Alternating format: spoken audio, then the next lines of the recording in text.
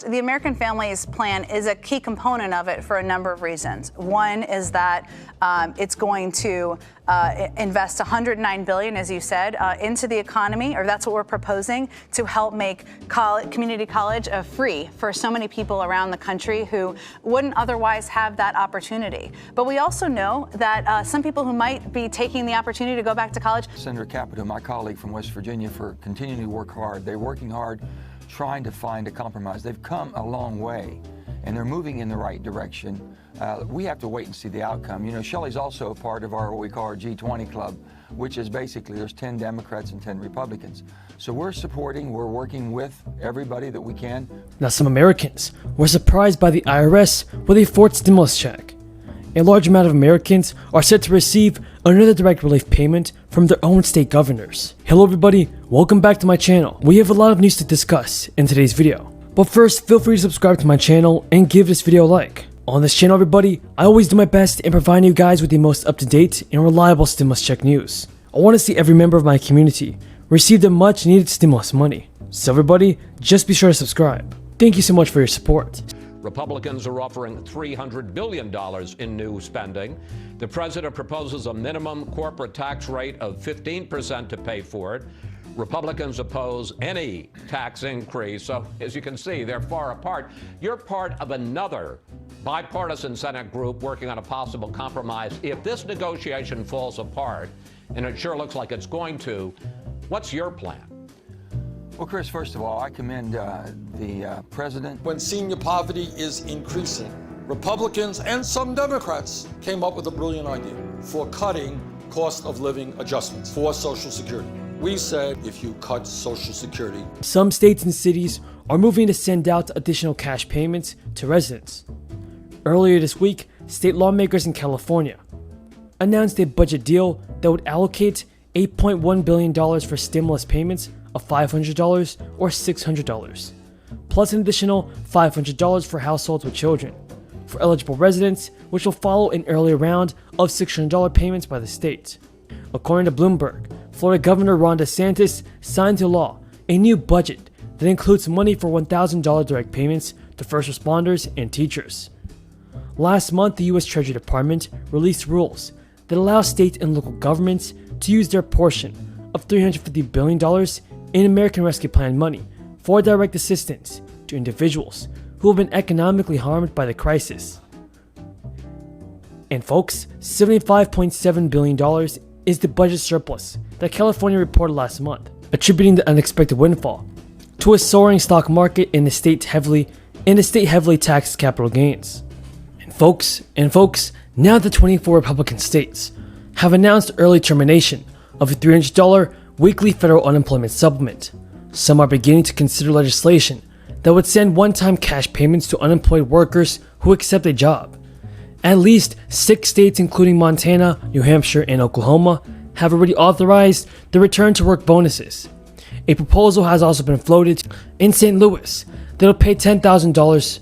They'll pay 10,000 residents of the city between $350 and $500 to make up for Missouri's early termination of the supplement. Now, this isn't the first wave of state stimulus checks. In February, the Maryland governor signed into law a relief package that authorized stimulus payments of $300 for individuals and $500 for joint filers for eligible residents of the state. Last December, Colorado announced it would pay $375 to residents that had been impacted by the crisis. New Mexico began sending out $600 payments to eligible residents in March, and California did the same. Now, homeowners might be able to get more relief funds in order to cover their unpaid debts and mortgage payments. Almost $10 billion worth of a homeowner insurance fund was included in President Biden's American Rescue Plan, which provides money to states to support owners struggling to pay bills as a consequence of the crisis. President Biden also extended a freeze in March over landlords evicting tenants. The federal moratorium shifted the pandemic's financial burdens from the nation's 30 to 40 million renters to its 10 to 11 million landlords, resulting in over $13 billion in unpaid rent per month. The current moratorium is scheduled to expire June 30th. Dozens of states imposed their own eviction bans during the crisis. Now folks, do you agree or disagree with the bans on evictions? Leave your thoughts on this in the comments below. Now I truly appreciate everyone's amazing support. Until next time everybody, Have a great day and stay safe. Since taking office, average claims have fallen by about 50%, which you can see in this chart over the course of time, and by more than 100,000 in the last month alone. And earlier this week, the Organization for Economic Cooperation and Development, the OECD, it's commonly known, one of the leading bodies in analyzing economic growth around the world, increased their projection for U.S. economic growth this year to 6.9% due to the strength of the American Rescue Plan and our pandemic response to get Americans vaccinated and lift our economy out of the crises that we inherited. In fact, the United States is the only major industrialized nation to have its growth projection through 2025 revised upward. We also learned earlier this week that manufacturing activity in May was near its highest level in more than 15 years.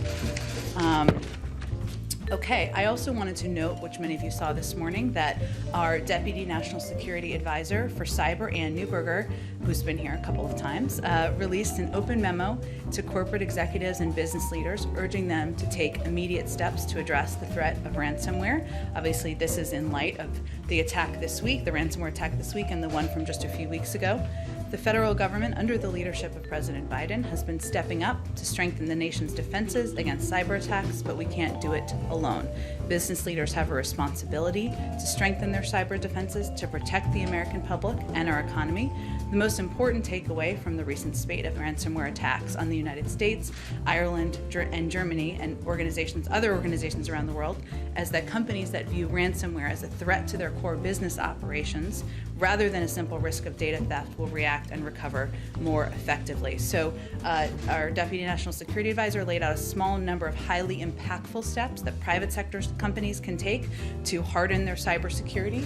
We've outlined them here, and again, it was in the memo that she put out just this morning, and that's something we will encourage. Me and to President Joe Biden. And here's the truth. Indigenous communities have shaped our nation throughout our history. Native Americans have defended our nation as members of the military, built up our nation as entrepreneurs and educators, enriched our nation as artists and academics, and kept our nation safe by providing access to the COVID-19 vaccines. And yet, we know that disparities, deep disparities, persist in tribal communities. Disparities in pay for Native American women, disparities in education for Native American students, disparities in healthcare for Native American families, barriers to voting for members of tribal nations, and barriers to affordable and accessible high-speed internet on tribal lands. Last month, I met with several community leaders to discuss the need for high-speed internet in their communities.